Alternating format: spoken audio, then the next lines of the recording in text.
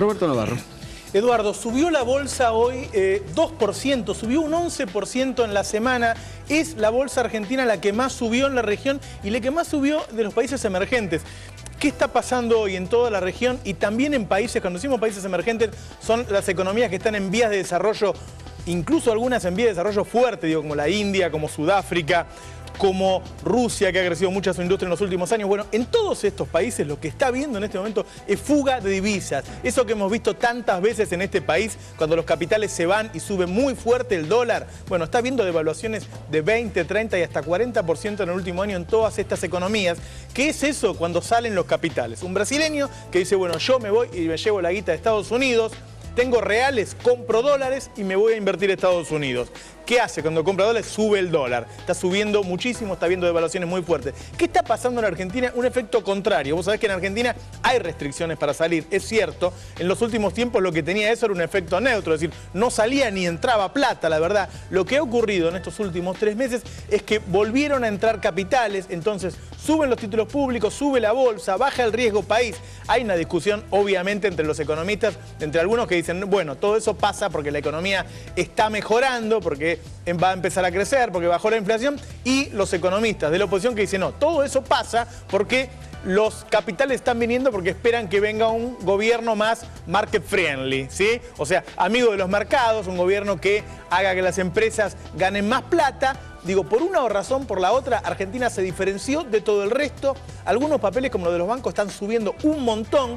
Y además, ¿qué pasó hoy? Hoy subió el petróleo y los granos en el mundo, algo que no ocurría hace varias semanas, ¿sí? O sea, se están acumulando una cantidad de buenas noticias que ayudan a una economía argentina que anda bastante mejor que la del año pasado, donde hay mucho ruido, donde se le juntó todo.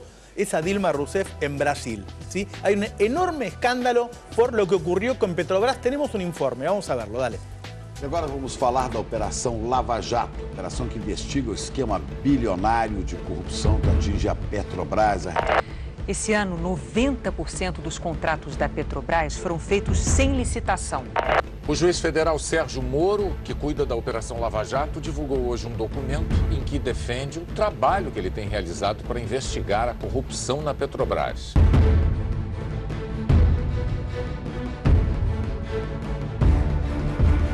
Vai acreditar, né, que nós tivemos o primeiro escândalo da nossa história. Nós tivemos o primeiro escândalo da nossa história investigado. El escándalo Petrobras se ha convertido en uno de los ejes de la política de Brasil, por eso manifestaciones a favor y en contra. Yo creo que manifestaciones en contra reclamando un esclarecimiento del tema y un hecho muy concreto, porque los elementos están dando que realmente hay un foco de corrupción muy importante en torno a este tema. O fato que existe hoje é que durante os últimos 12 anos de governo do PT houve uma quadrilha que ali se instalou e atuou de forma sistêmica ao longo de 12 anos, sustentando uma base de apoio ao governo.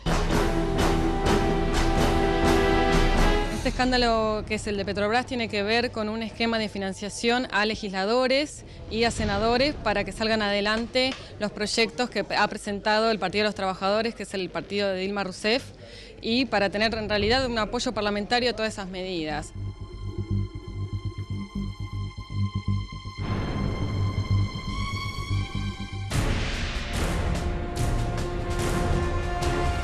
Um contrato de 2010 e ainda em vigor, assinado diretamente com o consórcio Tequinte Andrade Gutierrez, chega a quase 2,5 bilhões de reais. Nós estamos assistindo o maior escândalo que já existiu no mundo moderno.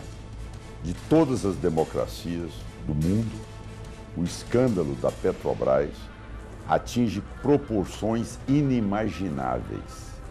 Calcula-se em mais de 60 bilhões de reais o prejuízo fruto da corrupção.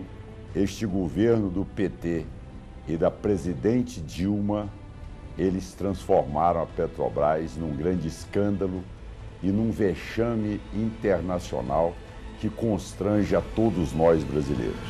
Ahora sale a la luz, es muy parecido al escándalo del Mensalao, que en su momento por poco hace caer al gobierno de Luis Ignacio Lula da Silva en 2005, que también consistía de una caja negra para financiar a senadores y comprar respaldos en el Parlamento. Es un sistema de corrupción bastante utilizado por los sucesivos gobiernos petistas y que ahora sale a la luz en momentos en que el país de Brasil transita una crisis económica importante o coquetea con la recesión, por lo que despierta en la población muchos sentimientos contrarios.